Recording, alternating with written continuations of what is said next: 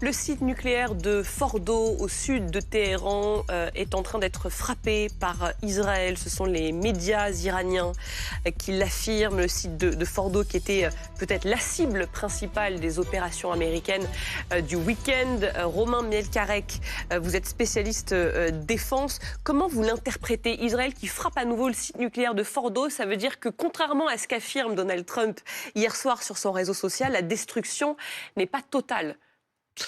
Alors, il y a deux aspects. Il y a ce qu'on sait, ce qu'on peut voir objectivement comme n'importe qui avec des images satellitaires, par exemple. Et puis, il y a ce qu'on ne sait pas et que certains services de renseignement essaient plus ou moins de deviner. Ce que font les Américains. Ce que disent les responsables américains dans la presse américaine, donc au-delà du show politique de Donald Trump, c'est que tout n'a pas été détruit, mais que le site de Fordo est, ils disent off the table, hors jeu probablement pour un moment significatif. Ça veut dire qu'il a été tellement endommagé que pour l'instant, on ne Avant peut qu'il plus puisse rien reprendre le en faire. travail et servir à quelque chose, ça risque de prendre au moins quelques mois. Ensuite, il y a le déclaratoire. Donc on a côté américain Donald Trump qui dit on a tout détruit. Côté iranien, des autorités qui disent en fait on avait déjà évacué l'essentiel, c'était sorti. Et ensuite sur les frappes, il y a deux types de frappes. Ça, pardon, je m'arrête un instant sur ce que vous dites. Vous y croyez que les Iraniens aient pu anticiper au point de mettre tout leur savoir-faire à l'abri, en quelque sorte Le savoir-faire, Regardez les camions. le savoir-faire, il est facile à mettre à l'abri. Le savoir-faire, c'est des gens. Oui, Et pas en le savoir-faire, l'occurrence, pardon, le matériel, en l'occurrence. Mais Ils ont pu le mettre à hier l'abri. soir, Netanyahou a dit que l'uranium est sorti. Il a fait une déclaration officielle disant ça. Après, on ne sait pas ce qui est vrai, ce qui est faux. Voilà, en gros, il y a trois composantes. Il y a le savoir-faire, donc les gens, ça, il y en a beaucoup en Iran, même si on arrive à assassiner des responsables de programme, etc. Il y a tellement de savoir-faire que ça, c'est facile à disperser et à protéger. Ensuite, il y a le combustible, et donc ça, ça se transporte. Alors, quelle part a pu être transportée, dans quelles conditions, pour le mettre où, point d'interrogation. Et c'est notamment ça qui inquiète l'AIEA, parce que si ça se disperse, ça augmente le risque d'avoir des accidents. Et ensuite, il y a effectivement l'équipement, les machines, qui là sont plus difficiles à évacuer. Ça a probablement en grande partie été détruit, mais on n'a pas de détails. Juste un tout dernier point sur ces frappes israéliennes. Il y a deux types de frappes qui vont être intéressantes. Les Israéliens ont les capacités de détruire notamment ce qui va être plutôt en surface. Et ils avaient déjà, avant les frappes américaines, détruit les entrées du site pour empêcher qu'il puisse être utilisé et pour ralentir son efficacité. Les Américains, eux, ont utilisé des bombes qui ont un fort pouvoir de pénétration, qui peuvent descendre en théorie à une soixantaine de mètres et ensuite détonner avec une très grande force à l'intérieur dans les sous-sols. Les GBU 57. Voilà, qui sont des bombes qui n'avaient jamais été utilisées jusque-là. Ensuite, l'efficacité réelle dans ce contexte-là, aujourd'hui, en réalité, il n'y a personne qui la connaît. Même les Iraniens, probablement, ont du mal à vraiment évaluer ce qui se passe là dans les sous-sols à cet endroit-là. Mais il se peut que ces bombes-là, parce qu'on en parlait d'ailleurs avant les frappes américaines, qui n'avaient pas de garantie de succès, puisqu'on parle d'un site enfoui, le site de Fordo, c'est enfoui environ une centaine de mètres sous terre, et on disait que ces bombes-là, et corrigez-moi si je me trompe, mais ces bombes-là peuvent exploser à environ 60 mètres sous terre. Est-ce qu'on peut imaginer que peut-être ces bombes-là n'aient pas atteint leur objectif ? Alors, globalement, on est quand même sur des fabricants d'armes qui ont une petite expertise, qui les testent avant de les utiliser de manière opérationnelle. En tirant une douzaine à cet endroit-là, probablement plusieurs sur les mêmes points, c'est quand même peu probable qu'il n'y ait pas d'impact, qu'il n'y ait pas d'effet réel. Après, voilà, l'évaluation qui semble filtrer dans la presse américaine, c'est que tout n'est pas détruit, mais l'effet a été suffisant pour que le site, là, il soit inexploitable pendant assez longtemps. Michel Fayad. Je suis complètement d'accord avec ce qui vient d'être dit. Je veux juste compléter une chose, c'est que Fordo est à 35 km de la ville de Qom. Et la ville de Qom, comme la ville de Mashhad, sont deux villes saintes dans l'islam chiite. Et la grande crainte qu'on peut avoir aujourd'hui, c'est si une partie considérable du matériel, du combustible, ait pu être transférée à Qom, et que les Américains et les Israéliens se décident non plus de frapper un petit peu comme ils l'ont fait, comme les Israéliens l'ont fait ces derniers temps, mais de frapper massivement. Parce que si jamais il y a des frappes massives sur une ville sainte, saintes dans l'islam chiite. Dans ce cas-là, il peut y avoir des ayatollahs et des chefs religieux chiites qui sont contre le régime, mais qui d'un coup deviendraient, non pas en faveur du régime, mais en faveur de la protection et de la défense de la ville sainte de Qom. Et par exemple, Sistani, qui est le chef religieux le plus important pour les chiites au monde et qui est en Irak, pour le moment n'a pas pris position. Il est assez content en fait qu'Ali Khamenei soit en mauvais état, disons. Mais par contre, si la ville de Qom est massivement frappée, on pourrait voir un Sistani d'un coup dire « je suis d'accord pour un djihad mondial pour protéger Qom ». Et donc là, il pourrait y avoir une forme d'unité en faveur d'un djihad pour défendre Qom. Complètement contre-productif pour Israël et les Américains. Alliés. Et donc c'est ça la crainte, c'est que les gardiens de la révolution aient préparé un piège en réalité aux Américains et aux Israéliens en ayant transféré, je ne sais pas, on n'a aucune information, mais là c'est juste des hypothèses, et à Qom qui est à 35 km donc, de Fordow, pour créer donc ce piège aux Américains et aux Israéliens. Et là, ça serait vraiment très dangereux. Est-ce qu'il se peut que les Américains décident d'intervenir à nouveau pour aller au bout du job et finir ce qu'ils ont commencé ? Avec le président Trump, je pense que déjà se risquer à faire des prévisions, c'est toujours une mauvaise idée. Mais le président Trump est quand même particulièrement imprévisible. Ce qui peut aller dans ce sens-là, c'est qu'on se rend compte que historiquement, il écoute Benjamin Netanyahou. Il a tendance à vraiment vouloir le soutenir et à l'accompagner dans ses démarches. Il aime bien utiliser la force militaire, ça a toujours été quelque chose qu'il a su utiliser politiquement en termes d'image. Le gros point faible, les deux gros points faibles d'une telle stratégie, le premier, c'est que vis-à-vis de toute une partie de ses conseillers, de son électorat, l'interventionnisme est considéré comme quelque chose d'extrêmement négatif. Donc il risque de se mettre à dos une partie de son propre camp. La deuxième, c'est que les militaires, ils ont quand même besoin d'avoir des plans et des objectifs un peu concrets. Et là, les objectifs, ils n'ont pas l'air d'être tout à fait clairs. Est-ce qu'on cherche à neutraliser définitivement le programme nucléaire iranien, ce qui justifierait pas d'intervenir maintenant? Est-ce que le but est d'appuyer Israël, mais dans ce cas-là, jusqu'où? Il semble que même les Israéliens, leurs objectifs de guerre, ils sont pas tout à fait clairs. Est-ce que c'est un changement de régime? Alors là, on ne sait pas du tout dans quoi on s'engage. Et il n'y a absolument personne aujourd'hui qui est capable de prévoir comment évoluerait la situation en cas de chute du régime. Donc, c'est tout à fait possible, évidemment, ça reste la décision de Donald Trump. Mais derrière, qu'est-ce que ça a comme effet? C'est hautement imprévisible. Nicolas Conquer nous a rejoint, vous êtes porte-parole des Republicans Overseas en France. C'est quoi, vous, votre opinion sur ce qui est en train de se passer? Est-ce que vous êtes du côté des républicains qui soutiennent les opérations de Donald Trump en Iran, ou vous faites partie des républicains qui sont réticents et fervents défenseurs du America First? Alors tout d'abord, la politique étrangère de Donald Trump, elle est conforme à ce pourquoi il a été élu, c'est la paix par la puissance. Ça suppose d'abord de faire une démonstration de puissance et ensuite on obtiendra la paix. Et on considère que la ligne qu'on défend, qui est America First, c'est pas America Alone. C'est-à-dire qu'on n'est pas juste sur un repli sur soi, mais vraiment d'être constant et de mettre hors d'état de nuire toutes les menaces existentielles pour Israël ou pour les intérêts américains, notamment à travers la menace du nucléaire iranien, et d'ailleurs qui est un propos sur lequel Donald Trump n'a eu de cesse d'interpeller. Donc lui, il met à exécution ces attaques ciblées. Alors je suis désolée, pardonnez-moi, puisque le porte-parole de l'armée israélienne s'exprime sur Fordow, pardon. Les défenses aériennes ont pu intercepter les missiles. La défense n'est pas hermétique. Et les instructions du front intérieur sauvent les vies. Et il faut immédiatement entrer dans des abris et rester là-bas jusqu'à ce qu'on reçoive une nouvelle information du commandement intérieur. Quelquefois, ces lancements de missiles, de salves de missiles durent longtemps. Nous avons vu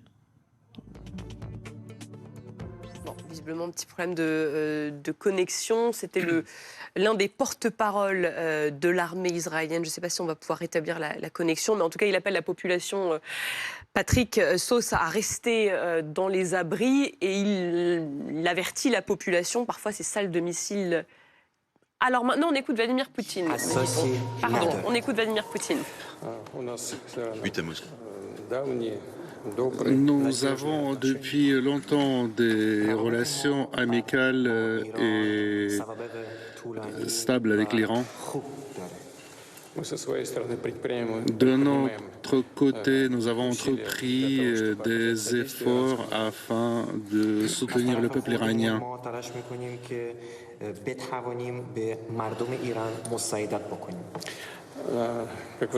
Comme vous le savez, j'ai eu des entretiens téléphoniques avec le président des États-Unis, avec le Premier ministre d'Israël, avec le président des Émirats arabes unis, avec le président de votre pays. Je sais que vous venez de rencontrer les ministres des Affaires étrangères des États européens. یه سری گفتگوهای تلفنی را داشتم هم با رئیس جمهور ایالات متحده آمریکا هم با نخست وزیر اسرائیل و همچنین با رئیس جمهور امارات و نیز با رئیس جمهور کشور شما. ما در جریان هستیم که خود جناب عالی در روزهای اخیر نیز ملاقات‌هایی داشتیم با رؤسای وزارتخانه‌های امور خارجه کشورهای اروپایی. Et je suis ravi du fait que vous êtes aujourd'hui à Moscou. Cela nous donnera la possibilité de discuter des questions les plus pressantes et réfléchir ensemble sur une issue à cette situation.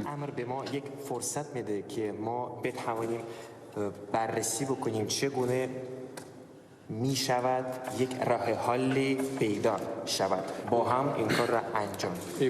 Et je vous prie de transmettre mes meilleurs vœux au président de l'Iran et au guide suprême de l'Iran. این عرضه‌ها را برسانید هم خدمت مقام معظم رهبری هم خدمت رئیس جمهور محترم. جناب آقای رئیس جمهور از دیدار شما خیلی خوشوقت. Cher Monsieur le Président, je suis ravi d'avoir une rencontre avec vous aujourd'hui.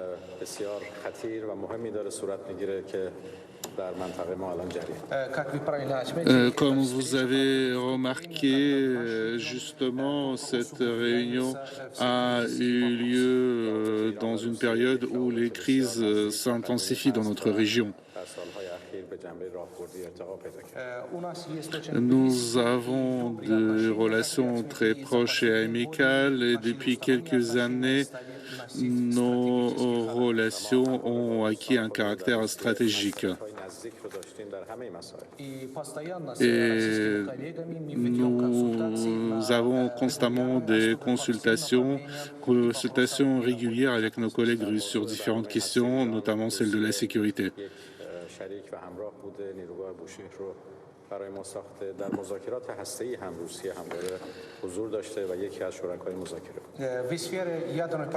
En ce qui concerne le programme nucléaire iranien, la Fédération de Russie, en tant que partenaire, nous aide à construire la centrale de Boucher et la Russie a joué un rôle positif pour la conclusion de certains accords.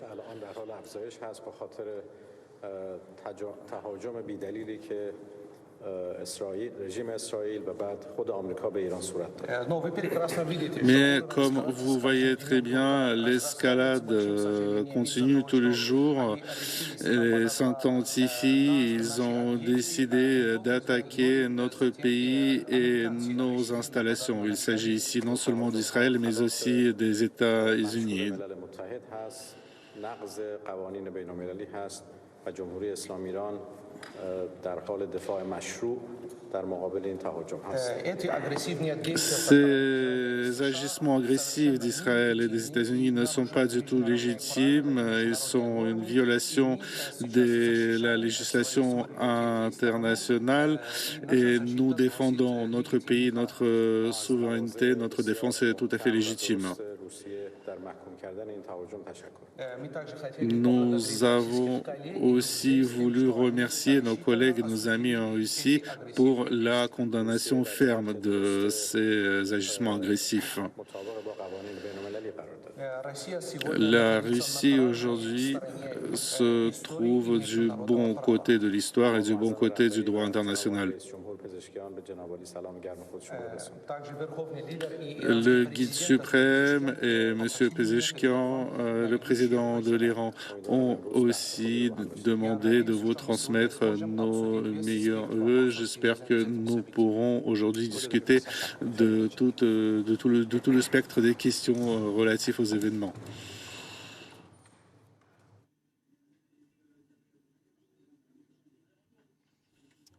Voilà donc pour cette consultation. Alors, vous allez m'aider à comprendre, Patrick Sauce, c'était le chef de la diplomatie iranienne, c'est ça, qui est en pleine consultation avec Vladimir Poutine. Qu'est-ce qu'il faut en tirer? Moscou qui condamne les frappes américaines, ça c'était attendu. Quoi d'autre? Et puis c'est tout. Et puis c'est tout, parce qu'il n'aura rien d'autre. Y a déjà un élément de contexte à garder en tête pour le lien entre la Russie et Israël, donc l'ennemi de l'homme qui fait face à Vladimir Poutine. Il y a entre 13 et 15% des Israéliens qui sont d'origine russe ou qui sont russophones. C'est une immigration qui date d'il y a très longtemps. Vous allez dans le sud d'Israël, on vous parle souvent notamment de la région de Sderot, à la frontière avec la bande de Gaza. Vous allez à Sderot, il y a une population qui est d'origine russe, voire soviétique, depuis très très longtemps. Donc dire à la population russe, pour le coup, qui est dans la Fédération de Russie, je vais donner de l'armement, par exemple des missiles de fabrication russe, qui vont aller neutraliser, voire tuer des Israéliens d'origine russe, c'est assez compliqué. Et puis pour le reste, on revient, je dirais, à... Donc il est coincé, qu'est-ce qu'il va faire? Alors il est coincé, déjà il a d'autres chats à fouetter quand même, Vladimir Poutine. Il a une guerre à mener, une guerre d'agression, il a encore envoyé 300 drones et missiles cette nuit sur l'Ukraine, occasionnant des morts. Et puis... c'est une leçon de plus pour tous ceux qui nouent des partenariats ou des alliances avec la Russie. Ça fonctionne à sens unique. Donc l'Iranien n'aura absolument rien, si ce n'est un témoignage de sympathie. Sympathie relative, vous avez vu le regard de Vladimir Poutine pendant qu'on passait du russe au farsi.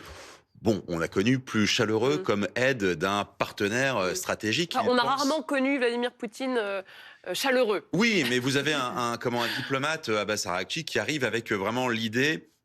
Là aussi, élément de contexte, attention, il y a ce que pensent les gardiens de la Révolution, ce que pensent les religieux, et puis les diplomates qui essayent de fonctionner, en tout cas de façon très officielle, sur, vous voyez, nous ne sommes pas en guerre. On a entendu l'ambassadeur d'Iran en France qui était sur RTL ce matin, qui dit, nous, on n'est pas en guerre avec les États-Unis. Vous avez un diplomate qui dit, on doit simplement réagir à une violation du droit international. Ça, c'est vraiment le discours très diplomatique, qui n'ira pas beaucoup plus loin, notamment avec Vladimir Poutine. Et puis, il y a ce qui se passe réellement, c'est-à-dire avec les religieux, et puis avec les gardiens de la Révolution. Et là, je vous envoie une transition sur ce qui est en train de se passer en ce moment à Téhéran, c'est que l'armée israélienne, on l'apprend il y a quelques instants, est en train de bombarder le quartier général du commandement des gardiens de la Révolution, parce que les Israéliens savent que ce ne sont pas les diplomates qui sont en train d'envoyer des bombes et des missiles sur Israël, ce sont bien les têtes pensantes des gardiens de la Révolution. Dans une optique de renverser le régime.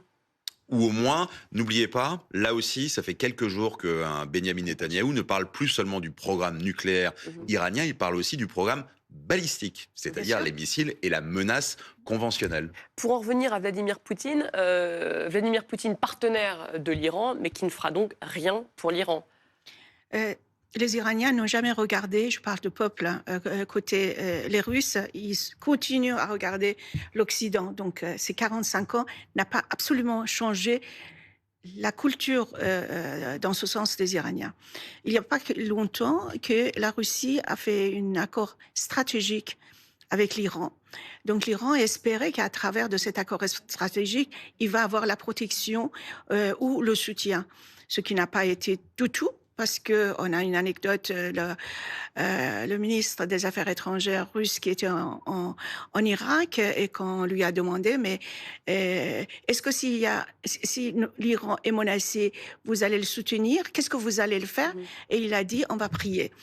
Donc la réponse est ça. Et la Russie a utilisé énormément des ressources iraniennes et notamment a emmené le régime avec ses drones en Ukraine, ce qui est vraiment désespérant.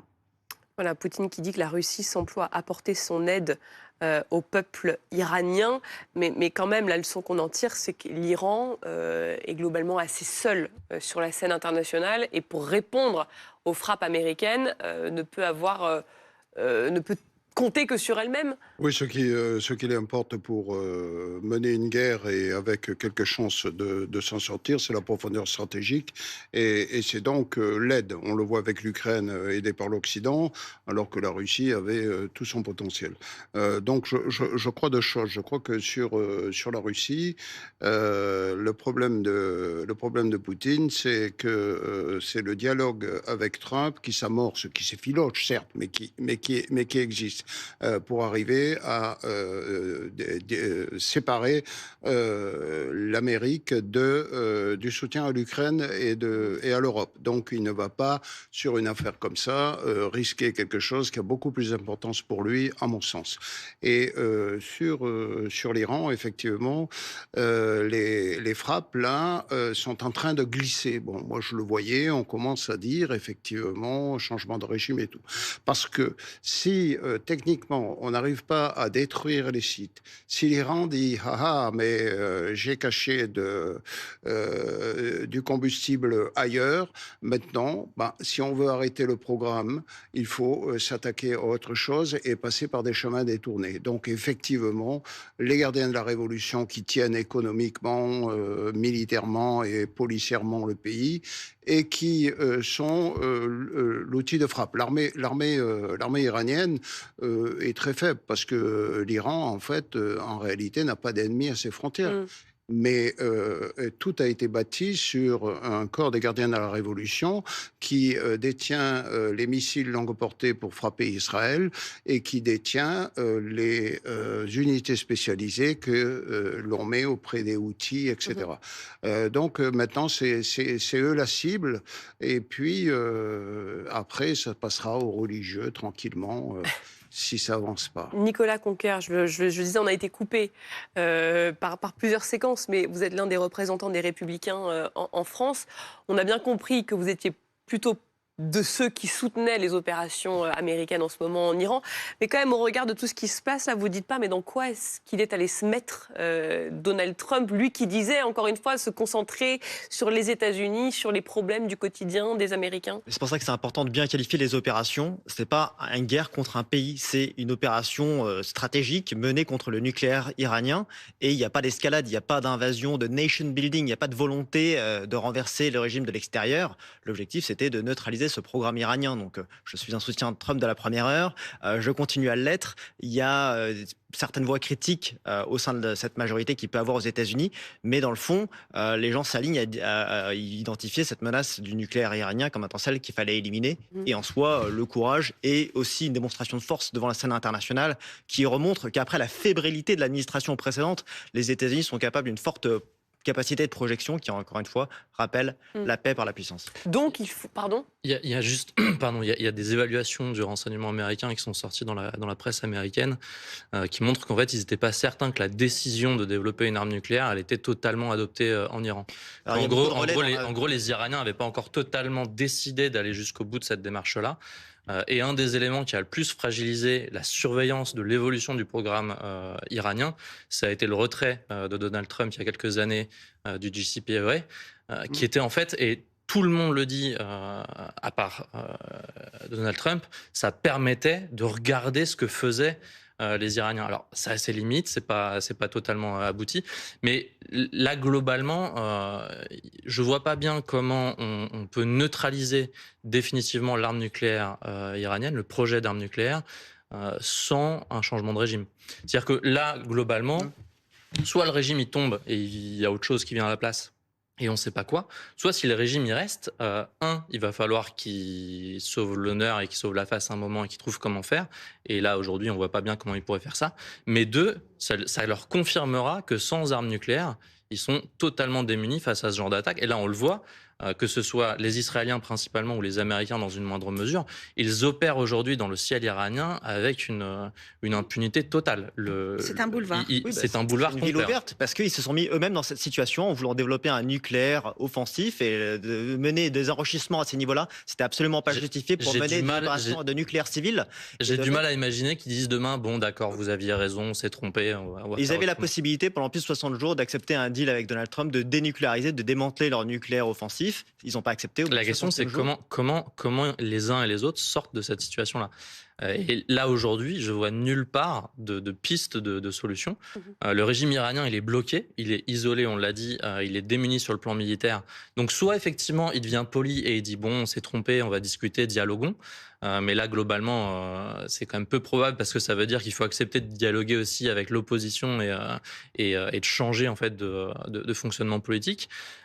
Soit, de l'autre côté, on trouve vraiment un moyen d'aller jusqu'au bout et je vois pas bien comment on le règle avec seulement des bombardements. Mais ils sont plus en position de négocier à ce stade. Vous savez, Donald Trump avait proposé une capitulation inconditionnelle. L'Iran est affaibli. Tous ses proxys n'ont pas bougé d'une oreille.